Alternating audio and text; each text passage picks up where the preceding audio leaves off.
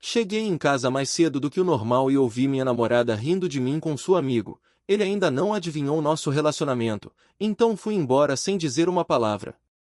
Tenho 27 anos e estava com minha namorada, bem, agora ex-namorada, por quase 3 anos.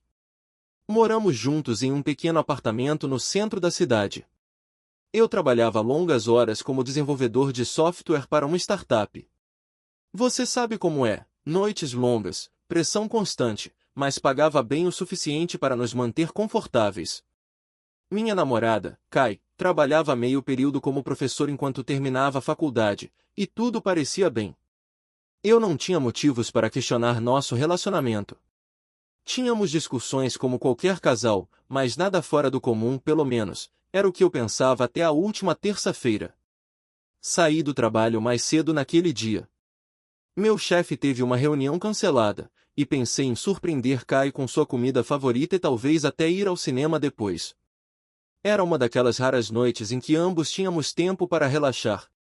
Tinham sido meses difíceis, ela estava estressada com as provas finais, e eu estava enterrado no trabalho. Eu só queria lembrá-la de que estávamos juntos nisso, não importava o quão difícil ficasse. Estacionei em frente ao nosso prédio, com as sacolas de comida na mão, e me senti bem pela primeira vez em um tempo. Mas, enquanto subia as escadas, notei algo estranho. A porta do nosso apartamento estava ligeiramente entreaberta.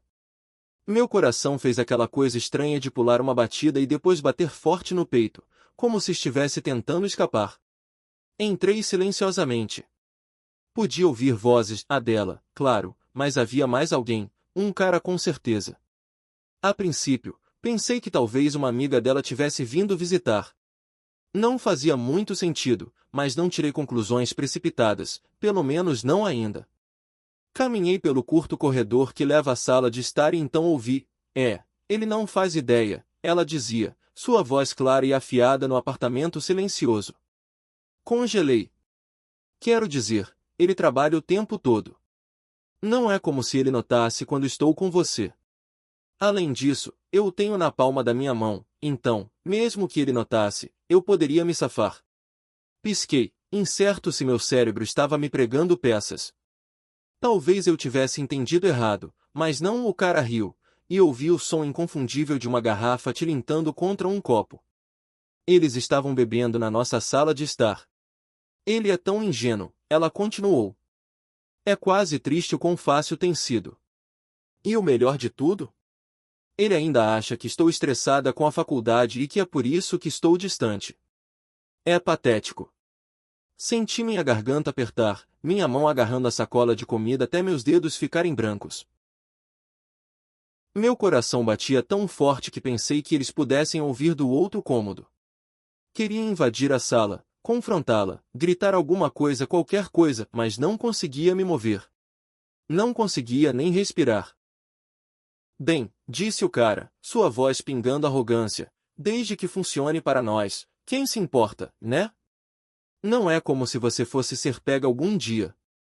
Foi isso o momento em que senti o mundo se abrir sob meus pés, como se alguém tivesse puxado o chão debaixo de mim. Eu não sabia quem era esse cara, talvez um dos caras das aulas dela, talvez alguém com quem ela trabalhava. Não importava. O que importava era que ela estava me traindo há sabe-se lá quanto tempo e estava sentada ali, rindo disso como se fosse algum tipo de piada.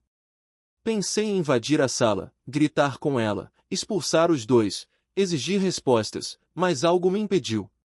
Talvez fosse o fato de que eles nem sabiam que eu estava ali, ou talvez fosse a percepção de que qualquer confronto que eu tivesse não mudaria o fato de que a pessoa que eu amava e em quem confiava era agora uma completa estranha para mim. Então, fui embora. Virei-me, saí do apartamento silenciosamente e fechei a porta com cuidado. Não podia arriscar que me ouvissem. Não sei porquê. Desci as escadas, entrei no carro e fui embora. Minhas mãos tremiam, minha visão estava turva e eu me sentia sufocado, mas continuei dirigindo. Não fui para casa naquela noite inferno, nem sabia mais onde era minha casa. Acabei na casa de um amigo, alguém que Kai não conhecia, então ela não poderia me encontrar facilmente. Apenas desabei no sofá dele sem dizer muito, olhando para o teto, meus pensamentos girando em um abismo escuro. Na manhã seguinte, bloqueei Kai em todos os lugares no meu celular, redes sociais, e-mail, tudo que você puder imaginar. Nem disse a ela por quê. Queria que ela sentisse o que eu senti naquele momento em que ouvi sua voz rindo de mim como se eu fosse algum idiota que não sabia de nada. Queria que ela percebesse que eu tinha ido embora, que ela não poderia explicar ou se safar dessa vez. Os primeiros dias foram um caos. Ela tentou me ligar 1 milhão de vezes, mandou mensagens, e-mails, mandou recados por amigos em comum, até apareceu no meu trabalho. Meu celular vibrava constantemente com todas as ligações de números desconhecidos que ela tentava usar para me alcançar. Cada mensagem começava da mesma forma: confusão, depois pedidos de desculpa e, eventualmente, desespero. Por quê? Começava uma mensagem. Por favor, vamos conversar. Posso explicar tudo. Não é o que você está pensando. Eu te amo. Não respondi. Não podia, porque como você responde a alguém que pode te trair tão facilmente e depois tentar distorcer a história como se você tivesse entendido errado a traição clara que ouviu? Eu não tinha entendido nada errado. Estava cristalino. Ela não estava apenas me traindo fisicamente, ela estava me humilhando pelas costas. Ela não tinha respeito por mim como pessoa, como seu parceiro. Mais tempo passou. Continuei recebendo mensagens por amigos em comum, perguntando onde eu estava, dizendo que Kai estava surtando, chorando, desesperada para conversar. Eles não sabiam a história toda, claro. Eu não tinha contado a ninguém o que ouvi naquela noite. Por que contaria? Já era humilhante o suficiente ter acontecido. Eu não precisava compartilhar isso com o mundo. Então, cerca de 1 semana depois, algo mais aconteceu. Descobri quem era o cara. Ele não era um amigo da faculdade ou do trabalho, era um dos meus colegas de trabalho. Isso mesmo, o cara sentado na minha sala de estar, rindo de como eu era ingênuo, trabalhava no mesmo escritório que eu. Não sei como não vi isso antes. Talvez eu o tivesse visto com Kai algumas vezes e deixado passar porque confiava nela, mas agora tudo fazia sentido. A maneira como ela sempre perguntava sobre ele, mencionava-o de passagem como se fosse apenas parte de alguma história inofensiva da minha vida profissional. Ela até sugeriu que o convidássemos para sair uma vez, mas nunca pensei muito nisso. E, para piorar, descobri que ele tinha uma namorada. Então, não era só Kai que estava me traindo, mas esse cara também estava traindo a namorada dele. Era como um jogo doentio para eles, e lá estava eu, sentado na plateia, sendo feito de bobo. Pensei em confrontá-lo no trabalho, mas percebi algo: ele não valia a pena. Ela não valia a pena. Eu estava farto dos dois, e arrastar tudo isso para um grande confronto dramático não me faria sentir melhor. Não mudaria o que aconteceu e não consertaria a traição. Alguns dias depois, Kai apareceu na casa do meu amigo. Ela deve ter descoberto onde eu estava ficando por conexões em comum. Estava batendo na porta, chorando, implorando para que eu abrisse. Meu amigo me perguntou o que eu queria fazer. Disse a ele para deixá-la entrar. Quando ela entrou, parecia um desastre, rímel escorrendo, olhos vermelhos e inchados, mãos tremendo como se estivesse com medo. Não senti pena dela, nem um pouco.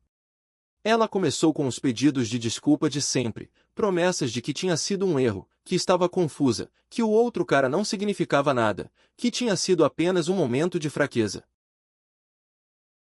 Mas quanto mais ela falava, mais eu percebia que ela ainda estava me manipulando, tentando controlar a narrativa. Ela nem sequer admitiu completamente o caso no início, dizendo coisas como "não foi bem assim" e "eu nunca quis te machucar". Finalmente, eu a interrompi. Eu ouvi tudo, disse, minha voz estranhamente calma, apesar de estar fervendo por dentro. Eu estava lá naquela noite. Você não sabia, mas eu estava lá, ouvindo você rir de mim. O rosto dela ficou pálido e ela parou de falar por um segundo. Pensei que ela fosse desmaiar. Ela sabia que não havia saída agora. Levantei-me, fui até a porta e abri. Acabou, eu disse. Não há mais nada a dizer. Ela tentou protestar, tentou correr em minha direção, mas meu amigo se colocou entre nós. Ela desabou em lágrimas ali mesmo no corredor, implorando, soluçando, jurando que nunca mais faria aquilo, que me amava. Mas eu estava farto. Não tinha mais nada para dar a ela. Deixei-a chorando naquele corredor e saí da vida dela sem olhar para trás. A coisa engraçada é que, por mais devastador que tenha sido naquele momento, senti uma estranha sensação de alívio enquanto saía por aquela porta. Como se eu finalmente tivesse arrancado um enorme curativo que estava supurando por baixo. Claro, havia dor, dor intensa, crua e esmagadora, mas o peso de toda aquela falsidade e humilhação tinha ido embora. Eu não estava mais sendo enganado. Estava farto de ser o bobo. Depois daquele dia, ela parou de tentar. As ligações, as mensagens, tudo secou. Acho que ela finalmente percebeu que não havia como me reconquistar. Talvez tenha seguido em frente com outra pessoa, talvez tenha entrado em uma espiral de culpa e vergonha. Não sei. Não me importo. O que importava era que eu estava livre das mentiras dela. Mas o cara, o do trabalho, essa era outra história. Pensei em sair do emprego de vez, mas por quê? Por que eu deveria abalar minha vida por causa das decisões egoístas deles? Eu não ia deixar que eles arruinassem tudo. Eu era bom no que fazia e tinha um futuro naquela empresa. Então, decidi ficar, mas isso não significava que eu ia deixar que ele se safasse. Na semana seguinte, entrei no escritório como se nada tivesse acontecido, cabeça erguida, agindo como se nada tivesse mudado. Mas era impossível não notar a tensão. Ele me evitava como a peste. Sempre que nos cruzávamos no corredor ou em reuniões, ele olhava para qualquer lugar, menos para mim, como se esperasse que eu fosse explodir a qualquer momento. Não dei a ele essa satisfação. Fui ao RH em vez disso calmamente, com todas as provas de que precisava para garantir que soubessem que tipo de pessoa eles tinham na folha de pagamento. Não era só por mim. Era pelas outras pessoas no escritório, pela namorada dele, que também trabalhava no prédio, aliás. Acontece que casos no trabalho não estavam exatamente na lista de comportamentos aceitáveis da empresa, especialmente quando envolviam mentiras e manipulação de colegas de trabalho. O estrago foi brutal. A namorada dele descobriu antes mesmo que o RH pudesse lidar com ele. Notícias correm rápido quando as pessoas sussurram atrás de portas fechadas. No final daquela semana, ele estava fora, demitido, reputação arruinada. E eu? Mantive a cabeça baixa, focado no trabalho, e garanti que ninguém pensasse que eu era alguém com quem se podia brincar. Não me senti um herói, no entanto. Não havia sensação de vitória em nada disso, apenas uma espécie de satisfação fria por saber que havia removido as partes tóxicas da minha vida. O que mais me surpreendeu, no entanto, foi o pouco tempo que levou para seguir em frente. Pensei que ficaria assombrado pela traição de Kai por meses, talvez até anos. Mas, depois de algumas semanas, a névoa se dissipou. Não me sentia mais como o cara que tinha sido traído. Sentia-me mais leve, acho. Como se tivesse aprendido algo importante sobre mim mesmo, sobre o quanto estava disposto a tolerar de alguém que deveria me amar. Percebi que, por muito tempo, eu tinha colocado Kai em um pedestal. Pensava que ela era a parceira perfeita e ignorei todos os sinais de alerta, as noites em que chegava tarde em casa com desculpas esfarrapadas, as vezes em que se afastava quando eu tentava me aproximar. Ignorei tudo isso porque não queria encarar a verdade que nosso relacionamento estava quebrado há muito tempo e eu estava cego demais para ver. Não vou dizer que perdoei completamente ela ou o cara. Talvez nunca perdoe.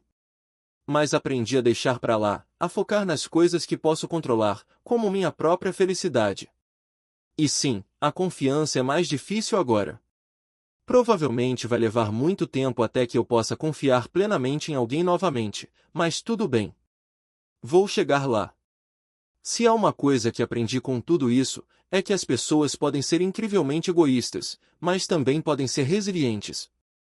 Não sou a mesma pessoa que era antes de ouvir aquela conversa. Sou mais forte agora, mais esperto, e sei o meu valor. Não vou deixar ninguém me tratar daquele jeito novamente. Obrigado por assistir. Escreva nos comentários o que você achou dessa história, adoraríamos ouvir sua opinião. Se gostou, Apoie nosso canal com um like e uma assinatura. Desejamos a você um bom humor e um dia feliz.